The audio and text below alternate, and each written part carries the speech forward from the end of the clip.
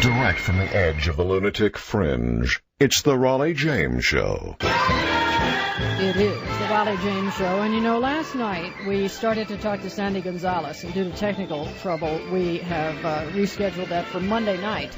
But that, of course, is a story about Sandy, a veteran civil servant, a DEA officer who was witnessing murders known in advance by our government, who was vilified for reporting this. And we were talking about the atrocity of, and also the frustration and the heartache of being aware of such things and believing when you signed on to do the job that of course, those in such a position of power were there to uphold the law and uphold the Constitution rather than tear it asunder. And that is quite a story, and we will get back to that Monday night. But, conversely, the same thing happens more and more to American citizens. In some cases, it's as simple as going to family court and realizing that the rule of law is an absolute crock, that a fair shake is ridiculous. And we know that has occurred with millions and millions of non-custodial parents. But you'd think that when something as unthinkable as a kidnapping occurred, that everybody would immediately jump into action, that there would be no doubt that this would be top of priority for virtually everyone involved on any level. I would think that most Americans go to sleep every night thinking that. They see John Walsh's show and things like that and figure, everybody's on the case. Well, Noreen Gosch is a mother, and her son Johnny was kidnapped in 1982. And what follows is more than the heartbreak of losing your child. It's the terror, and I think it is a terror, of finding out that the system that you always had the absolute utmost confidence in, that in fact things like this, as I say, would become the priority, would be investigated, fail you. This is a story you're going to want to hear. Of course, Noreen, like Sandy Gonzalez and others, has been vilified for her efforts as well, efforts as a mother, efforts as an American. So when you buck the system and you say, that ain't right, something's up here, of course, you're immediately part of the lunatic fringe, which is why we call the show just that. And so you'll hear Noreen's story in a moment, but it's the kind of thing that you're going to, as I say, you will be terrified. We talk about terror. And the terrified part is not that this may happen to your son or daughter, and hopefully it never will, but the terrified part is our belief that there is a system in place to mitigate, investigate, and correct these wrongs turns out very often to be just a folly. Tough to talk about Mother's Day right now, especially with Noreen Gosch, who would be thrilled to just hear from her son at this point. What a story this is. Welcome to the Rollye James Show, Noreen. Hi, Rollye. Thank you so much for having me on tonight.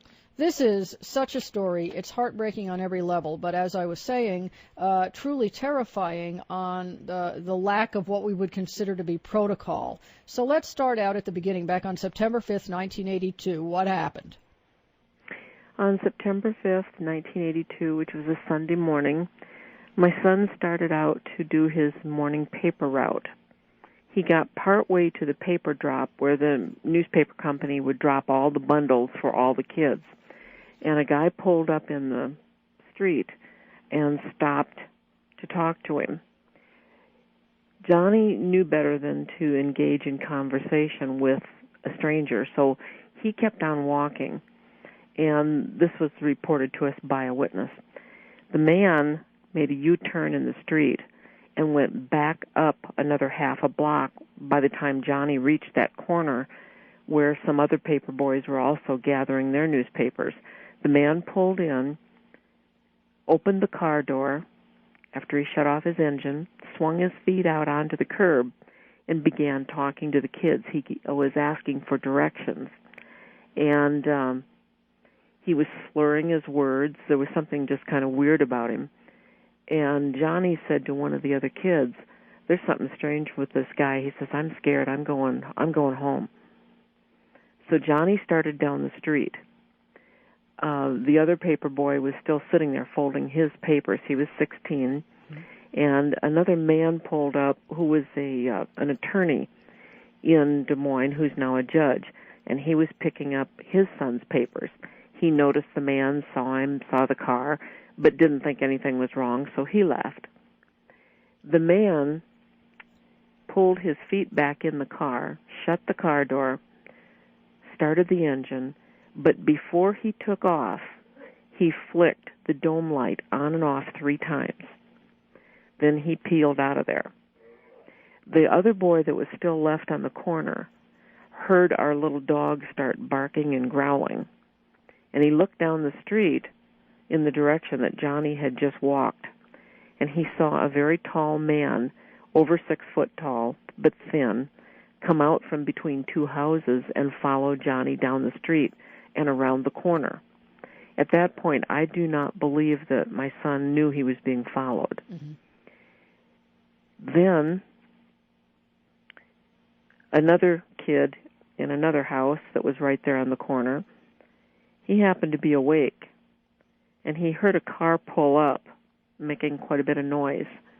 He saw Johnny out the window and saw him drop to the ground as though he had been hit with a stun gun, taser, something of that nature. Mm-hmm. Then someone jumped out of the back seat and grabbed his shoulders and arms, and the tall, thin man grabbed his feet, and they threw him in the car, and off they went. They ran the stop sign and headed north, which would be towards the interstate.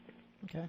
What we later learned was that they went several blocks, pulled up, transferred Johnny's body to a different vehicle, and then both vehicles took off from the site. And the private investigators we hired canvassed the area in a 5-mile radius of our home to do interviews with all the residents to see if there was anything that they had seen that morning that might fit in with what we already knew. Mm-hmm. And one resident saw the transfer of Johnny's body to another vehicle. He was all wrapped in a blanket, so at that point he did not know that it was a body. What he did know was that he could identify the car, the make of the car. And that's what was crucial, because that matched what the attorney saw and the other newspaper carriers. Okay, now that information, of course, came over quite a period of time for you to amass that. Yes, we had to. It took a long time. Oh, sure. And, of course, it would be wonderful if we were going to be saying that information all came from great police investigation, but such is not the case. So no, it didn't. Yeah, let's the morning of the kidnapping, I called the police right away as soon as we knew that something was wrong, because the neighbors called and said they didn't get their paper. And Johnny had had a perfect service award for every month he had had the paper route, which was over a year. Okay. He never had a late paper. And so I called the police after his father came back from the paper drop. He went up there to see where Johnny might be, thinking he was running late. He came back to the house and said Johnny's wagon is sitting up at the corner. Not even one bundle had been cut. So he said, call the police, which I did. Right. It took 45 minutes before the police arrived at our house. We lived 10 blocks from the police department. Mm-hmm. I went through everything that we knew, and I had, in the time I waited for the police to arrive, I had called the district manager of the newspaper, and I got the names of all the kids that would be picking up papers at that corner. Right. And I had already spoken to each family. And I had gotten the description of the car and the man from each witness. Mm-hmm.